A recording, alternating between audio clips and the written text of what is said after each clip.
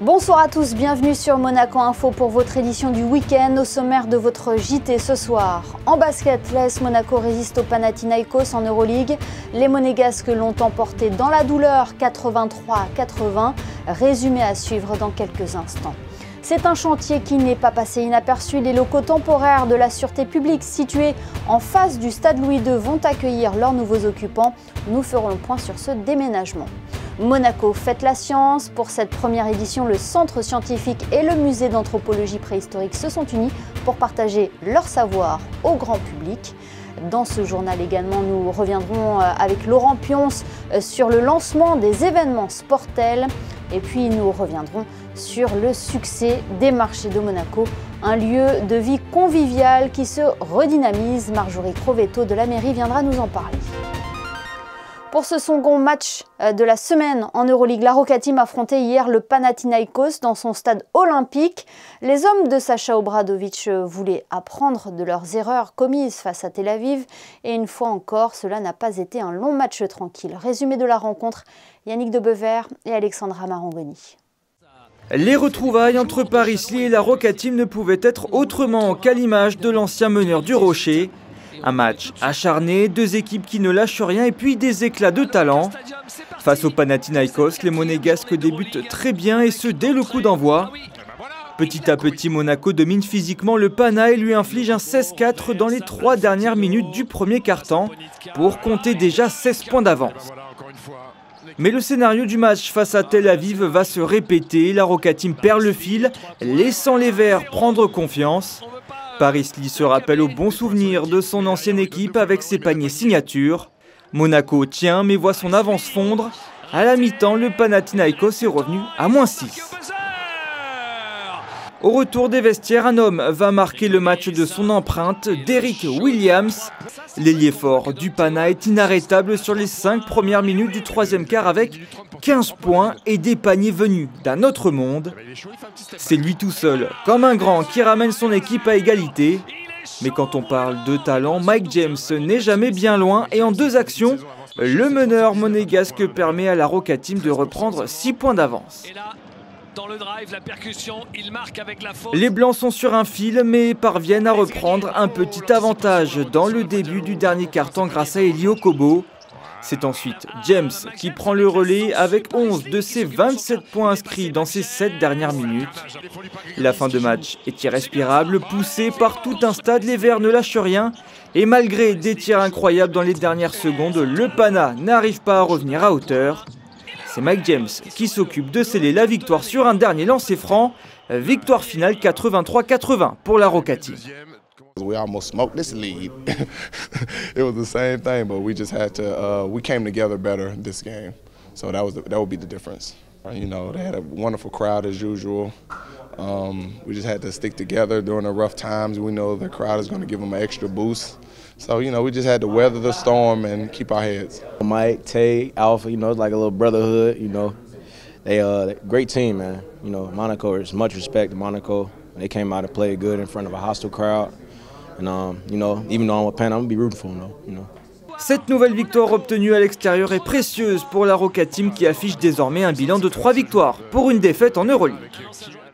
Et suite et fin de cette semaine infernale de la Roca Team ce dimanche à Gaston-Médecin avec la réception de Bourg-en-Bresse pour la 6e journée du championnat. Vous le savez, la direction de la Sûreté publique s'agrandit, la surélévation du bâtiment se poursuit. Conséquence, une centaine de personnes de la Sûreté va prendre la direction de Fontvieille à partir de lundi pour s'installer dans des locaux provisoires. Le point sur ce déménagement et la découverte des nouveaux espaces temporaires avec Sandrine Nègre, Horacio Gaggino et Gianfranco Bortolin. Nous sommes ici rue Suffren-Raymond, en plein cœur de la Condamine. Les équipes de la division de police judiciaire et de la salle de garde de la division de police urbaine s'apprêtent à déménager. Une logistique précise doit être suivie. Une centaine de personnes sont concernées. On s'est rendu compte en pratique que d'avoir déménagé les personnels d'un seul bâtiment pour initier le chantier de la surélévation n'était finalement pas soutenable et pour les personnels qui ne travaillaient pas dans des conditions acceptables et pour les administrés que l'on reçoit et qui aussi sont accueillis dans des conditions difficiles. Donc le gouvernement a décidé de mettre en place le bâtiment provisoire à Fontvieille et de déménager l'ensemble des effectifs, ce qui permettra également à la direction des travaux publics et à l'architecte d'accélérer les travaux, puisque une fois le bâtiment intégralement vidé, évidemment qu'ils n'auront plus de contraintes, enfin ils auront moins de contraintes en tout cas au niveau du croisement des flux et du chantier. Pendant une semaine, le personnel concerné a donc trié et rassemblé les affaires dans des cartons tout simplement étiquetés avec le numéro du futur bureau en question. Des cartons qui, en cette fin de semaine, ont pris la direction de Fontvieille et de ses locaux provisoires face au stade Louis II. Le nouveau mobilier est là aussi. Dès lundi 24 octobre, le personnel prendra possession de ces espaces tout neufs. C'est un bâtiment qui fait 3 étages. Il est construit sur un portique qui enjambe l'avenue des Castellans. Donc il est construit à 6 mètres au-dessus de la route. Et donc ensuite, il représentera une surface totale de 2000 m² de bureaux pour accueillir les effectifs de la sûreté publique. C'est un bâtiment moderne qui a été intégralement préfabriqué dans une usine en France et qui est réalisé en matériaux biosourcés, principalement en bois, un bois durable issu de forêts certifiées et avec tout le confort acoustique et thermique qui répond aux dernières normes en vigueur. Il y a eu effectivement des aménagements spécifiques pour les salles dédiées à ces services comme les cellules. Des renforcements ont été nécessaires, donc ils ont été également préfabriqués en amont. Et aujourd'hui, on arrive à répondre aux normes de sécurité sur ces ouvrages-là, bien qu'ils aient été préfabriqués avant. Le bâtiment est constitué de 130 modules montés en un temps record. 5 caméras thermiques ont été ajoutées pour détecter tout départ éventuel de feu de véhicule sous le portique. Un débit d'eau serait alors déclenché. Fin 2023, les travaux du bâtiment de la sûreté publique à la Condamine devraient être terminés. En attendant, n'oubliez donc pas cette nouvelle adresse, le 2 avenue Albert II à Fontvieille.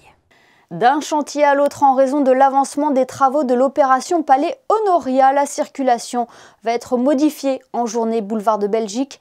À partir de lundi, elle se fera en sens unique du rond-point Bozio vers le giratoire boulevard du Jardin Exotique. Il faudra donc emprunter la rue Bozio pour accéder au boulevard de Belgique. Ce changement de circulation aura lieu jusqu'au 2 décembre prochain. En termes de mobilité, je vous rappelle que les bus de la Principauté sont toujours gratuits et ce jusqu'au 27 novembre. Une enquête va d'ailleurs être organisée pour évaluer l'impact de la gratuité sur la fréquentation des bus. Elle s'effectuera sur le terrain au mois de novembre et sur Internet. Retrouvez le lien sur le site officiel du gouvernement princier. C'était une première sur le même modèle que ce qui est proposé dans d'autres pays une fois par an. Une fête de la science a été organisée tout au long de la journée au marché de la Condamine, une initiative que l'on doit au centre scientifique et au musée d'anthropologie préhistorique qui auront réussi à donner goût aux sciences au grand public. Plus de détails avec Patricia Navarro et Hugo Comaza. La Festa da Scienza, la première du genre, a tout autant fait le bonheur des enfants que des parents. Animations, démonstrations, ateliers, échanges avec les chercheurs ont permis de mettre la science au cœur d'une journée ludique et pédagogique. La science reste quand même toujours un peu éloignée du monde qui se dit c'est quelque chose, on ne comprend pas trop. Donc c'est important que les scientifiques aillent vers le public. Le centre scientifique et le musée d'anthropologie préhistorique ont donc décidé d'unir leurs forces et leurs chercheurs pour faire ce pas vers le public dans un souci de vulgarisation maximale. Des chercheurs, des spécialistes, des formateurs qui sont là et on a eu le soutien du gouvernement princier, de la mairie, donc on les en remercie. Et quoi de mieux que des bonbons effectivement pour expliquer aux enfants le fonctionnement de l'ADN ou des petites représentations de manchots pour présenter le travail des équipes du CSM sur l'étude de colonies de cette espèce en Antarctique et les moyens mis en œuvre pour les surveiller en les dérangeant le moins possible. On va avoir par exemple une caméra qui va permettre de filmer la colonie toute l'année. On a aussi un système de puces qui va permettre de détecter en fait le manchot. On a des systèmes de balance. À chaque fois que le manchot va se rendre à la mer ou revenir à sa colonie, il va passer sur une balance, ça ne va pas le déranger et il va être pesé à chaque fois. Sans oublier l'étude des coraux qui a fait la réputation du CSM. Là, on les sensibilise au fait que ce soit un organisme très important, à la fois pour la biodiversité marine, mais également pour nous, humains, puisqu'ils rendent des services écosystémiques importants.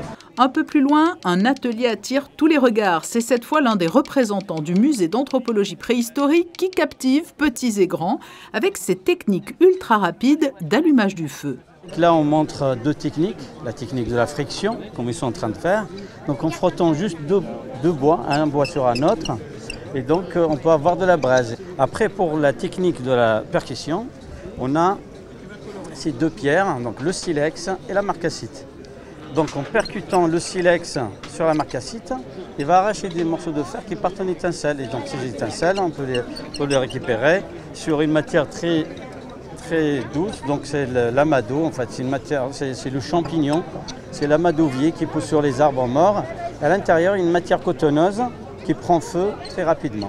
Cette première fête de la science a été couronnée de succès. Ses organisateurs ne s'attendaient pas à une telle affluence. Elle pourrait donc être appelée à devenir un événement récurrent du calendrier monégasque. C'est le rendez-vous de la télévision et du sport. Le Sportel Monaco débute au Grimaldi Forum, considéré comme l'un des plus grands marchés de contenu sportif. L'événement rassemblera les acteurs principaux de l'industrie du sport et sera ponctué par plusieurs temps forts, dont les Sportel Awards, qui commencent eux demain. Parlons-en justement avec le vice-président délégué de Monaco Mediax, société organisatrice de Sportel. Bonsoir Laurent Pionce. Bonsoir. Comment se présente l'événement? Est-ce que l'on peut parler de retour à la normale? Très sincèrement, on est satisfait et même soulagé, car on peut parler d'un retour quasiment à la normale. On avait fixé comme objectif les chiffres de 2019 et on s'y approche à grands pas. On a une trentaine ou une quarantaine de différences au niveau de nos participants et peut-être une dizaine de stands en moins à ce jour. Donc on peut considérer que cet événement est d'ores et déjà un succès. Et on peut parler effectivement de retour à la réalité et à la normale, tout à fait. C'est un grand soulagement pour nous. Alors concrètement, que va-t-il se passer au Grimaldi Forum? C'est le rendez-vous par excellence de la télévision et du sport. Hein. Le marché Sportel est le rendez-vous incontournable pour tous les professionnels du monde du sport business. C'est pour eux une habitude de se retrouver en principauté de Monaco et de réaliser un business de quantité et de qualité tout au long des 3 jours de manifestation. Oui, quel est l'enjeu justement pour eux d'être présents à Monaco? Monaco c'est le main event des Sportels, c'est-à-dire que c'est vraiment la place to be. On ne peut pas se permettre de rater cet événement. Ce n'est pas possible. Tout le business relatif à ce secteur d'activité s'effectue au Sportel de Monaco. Après, comme vous le savez, on a développé des rendez-vous à l'étranger, à Miami notamment. Là, on partira également à Bali au mois de février. Et ces nouveaux marchés permettront aux Européens de développer leurs affaires et leur business avec de nouveaux territoires. Mais Monaco demeure le marché leader dans le monde des ventes et d'achats de droits sportifs. Et c'est une industrie qui a aussi été grandement impactée par la crise sanitaire. Elle se relève, les plus grands exposants seront présents à Monaco. Tout à fait, on a le retour des Américains, des Asiatiques et des gros Européens, parce qu'il est vrai, même si en 2021, on avait organisé le Sportel, c'était une manifestation qui était beaucoup plus européenne, et là elle reprend sa dimension internationale d'antan, avec effectivement donc, le retour de Fight Sport, de la NFL, de NBA, de WWE. Il y a vraiment tous les acteurs majeurs de cette industrie seront présents à cette édition de Sportel. Et seront présents également les grands noms du sport français et international à l'occasion des Sportel Awards. C'est un événement qui a lieu parallèlement au Sportel et qui est ouvert au public, c'est ça? On a décidé il y a 2 ou 3 ans, en 2020, lors de l'édition qui s'est déroulée pendant le Covid, puisque les Sportel Awards, c'est la seule manifestation qui s'est déroulée en octobre 2020 pendant le Covid, on avait pris la décision d'organiser cet événement comme un événement à part entière. Donc depuis maintenant, ça va être la 3e édition où les Sportel Awards sont organisés sur 3 jours avec des événements publics. C'est un événement qui est effectivement gratuit, dédié au public, avec des rencontres, des projections et bien entendu le 24 au soir, la soirée de remise des prix où on va accueillir un nombre très très important de célébrités sportives qui vont de sports très très populaires à des sports beaucoup moins populaires, car c'est aussi l'enjeu et l'objectif des Sportel Awards.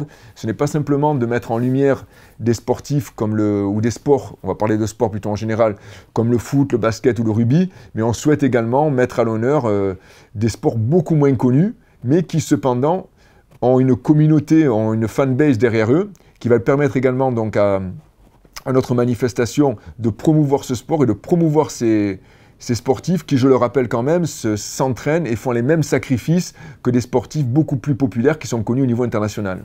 Et aussi la cérémonie des Sportel Awards lundi sera l'occasion de découvrir les plus belles séquences sportives, hein, Laurent Pionce.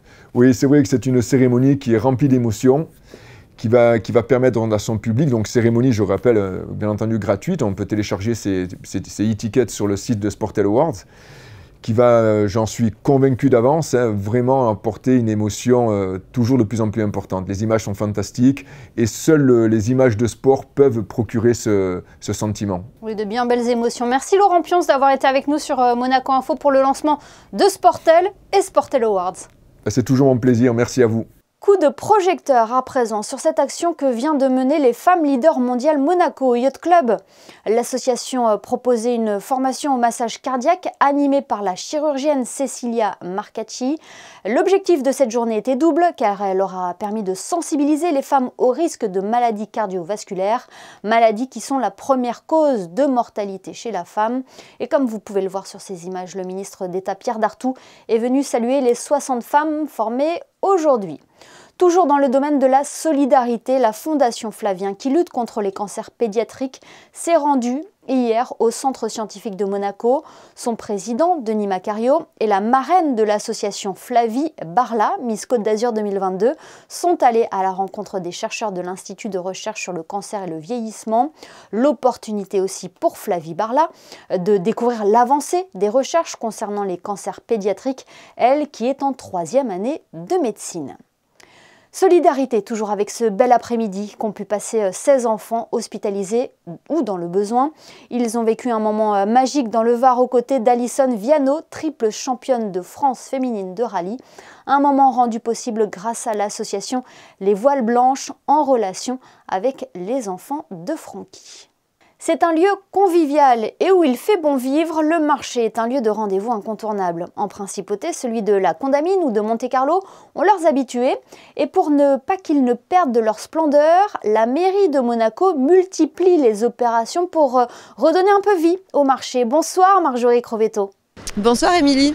C'est une réelle volonté de la mairie de Monaco de vouloir redynamiser les marchés de Monaco et plus particulièrement celui de Monte-Carlo. C'est vrai que le marché de Monte-Carlo, en fait, il est en souffrance depuis pas mal d'années. Et donc, contrairement au marché de la Condamine, qui lui connaît vraiment un nouveau souffle.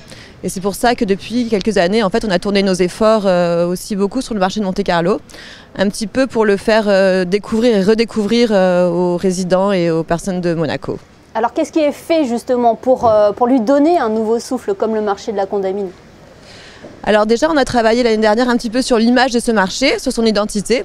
Donc on a amélioré un petit peu la signalétique. Donc comme vous voyez derrière moi peut-être, en fait on a choisi donc des nouveaux panneaux indiquant vraiment le nom du marché de Monte-Carlo, avec la traduction aussi en dessous en monégasque. Donc ça c'était une volonté du conseil. On a aussi travaillé un petit peu sur l'image en faisant une campagne d'affichage plutôt sympathique, avec des petits personnages voilà, qui sont plutôt mignons. Et du coup, cette année, on a vraiment voulu se consacrer à l'offre proposée, l'offre commerçante.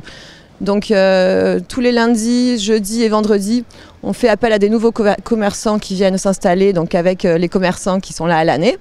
Donc, on peut trouver des nouveaux produits comme par exemple des fleurs séchées, il y a des produits corses, il y a du miel, des œufs, enfin beaucoup de producteurs locaux qui s'installent donc pendant ces 3 jours, en plus de l'offre traditionnelle. Donc justement, c'est un petit peu pour donc faire un appel donc à la population et pour justement qu'ils viennent aussi voir nos commerçants qui sont là toute l'année et qui proposent vraiment une offre de qualité. On a aussi choisi de faire donc des événements à thème. Donc je ne sais pas si vous vous rappelez, mais on a déjà fait par exemple une oursinade ici, on a fait un marché corse, un marché ibérique. Alors c'est à peu près 1 fois par mois ou même 2 fois par mois finalement. Donc le prochain marché à thème, ce sera un marché qui sera consacré au fromage et au vin. Alors on essaye de choisir des fromages régionaux, donc justement pour faire découvrir ces produits-là. Et ensuite en novembre, on aura un marché de la truffe et également un marché des produits de la mer. Alors on essaye aussi de faire de la dégustation sur place, que c'est toujours assez sympathique. Donc il y aura exactement des dégustations de fromage, puis de produits à base de truffes. Il y aura des dégustations d'huîtres et même de sèches grillées. Voilà, et on finira donc l'année 2022 par un marché de Noël avec dégustation de foie gras et de saumon, donc pour le mois de décembre. Il est important de fidéliser la clientèle, on l'a bien compris. Quels sont les retours que vous avez suite à ces rendez-vous? Alors on a des retours très très positifs, hein. J'avoue que j'ai moi-même parlé avec des résidents qui habitent à proximité et qui m'ont vraiment dit que c'était vraiment agréable de trouver ces nouveaux produits. Et alors forcément aussi, je pense que les commerçants qui sont là toute l'année et qui connaissaient un petit peu cette baisse de fréquentation sont aussi très contents parce qu'ils retrouvent une nouvelle clientèle. Donc je pense que c'est très positif. On le précise, Marjorie Crovetto, évidemment le marché de la Condamine n'est pas oublié, il est aussi concerné par des événements ponctuels. Oui, tout à fait. Alors là, c'est pas du tout le même objectif, puisque c'est vrai que le marché de la Condamine depuis longtemps fonctionne très très bien. Donc par contre, là, on a vraiment voulu un petit peu travailler sur le côté populaire. Donc garder vraiment cet esprit où on peut se retrouver au marché, on peut venir en famille, donc un lieu d'échange vraiment, de rencontre. Donc pareil, on a organisé tout un planning tout au long de l'année où on organise des soirées ou des journées à thème. Alors là prochainement vous allez avoir l'Oktoberfest par exemple qui va se dérouler sur 2 soirées, donc le 21 et le 22 octobre. Ensuite bien sûr on aura la fête nationale forcément, donc un plaisir de redécouvrir aussi nos spécialités culinaires parce que un marché ça sert aussi à ça, hein, c'est pour connaître un petit peu les spécialités culinaires. Ensuite il y aura aussi des journées comme une journée consacrée au Japon, donc une journée avec des spécialités japonaises. Une journée aussi consacrée à la Corse. Et bien sûr, donc je voulais m'arrêter un petit peu sur cet événement qui avait eu un grand succès, que j'avais trouvé vraiment ça très sympathique. Donc il y aura encore un grand bal qui sera programmé donc l'année prochaine, donc un peu sur le modèle de celui qu'on a connu cette année au début septembre. Et donc on avait vraiment vu justement cet esprit populaire et les gens étaient tellement contents de pouvoir retrouver justement cette tradition des bals un peu esprit village. Donc voilà, on travaille sur ces animations-là. Et ce que je voulais dire aussi, c'est que donc, le marché, c'est aussi devenu un lieu où on peut échanger sur d'autres thèmes. Donc on organise aussi à la mairie nos événements directement au marché. Donc par exemple, le 5 novembre, vous avez le Réparathon qui va se tenir encore au marché. Parce que je pense que c'est un lieu que les gens aiment fréquenter, qu'ils connaissent bien. Et donc c'est vraiment un lieu où on aime se rencontrer, donc échanger sur ces thèmes-là.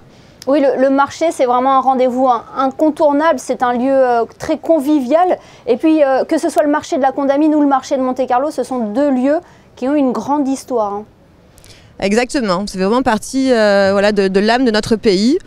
Et je pense que c'est pour ça qu'on travaille vraiment pour continuer à ce que ces endroits puissent vraiment continuer à vivre dans les meilleures conditions possibles. Eh bien, merci beaucoup Marjorie Crovetto d'avoir été avec nous ce soir sur Monaco Info. Merci beaucoup Émilie, bonsoir.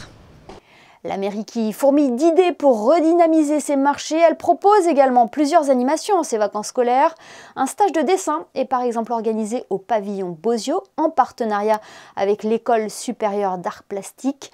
Il est ouvert aux lycéens et aux adultes amateurs à partir du 26 octobre pour une durée de 3 jours. Ce stage aura pour thème l'ombre et la lumière. Informations et réservations sur le site internet de la mairie de Monaco. Et puis il avait été notre invité il y a quelques semaines, Thierry Wilson, plus connu dans le personnage de Ziz du Panier, a conquis l'espace Léo Ferré hier soir. Il y a interprété son dernier spectacle, La Famille, Mamma Mia, un one-man show haut en couleur dans lequel Ziz du Panier marie son fils. Rejoignons Vanessa Dessy pour vos prévisions météo. Bonsoir Vanessa, avez-vous de bonnes nouvelles à nous annoncer pour la journée de dimanche ? Bonsoir Émilie, bonsoir à tous. Pas de grands changements pour ce week-end. Le temps risque de rester maussade. Les températures iront de 18 à 22 degrés. Le soleil se lèvera à 7h52 et se couchera à 18h36 et nous fêterons les gens de Capistran. Merci Vanessa et merci à vous de nous être fidèles chaque soir sur Monaco Info, y compris le week-end. On se quitte en images avec les photos de Michael Alési qui a assisté à la première édition de la Fête de la Science, une journée ludique et pédagogique qui aura séduit les enfants comme les parents. Excellente soirée à tous et à demain pour le best-of de la semaine.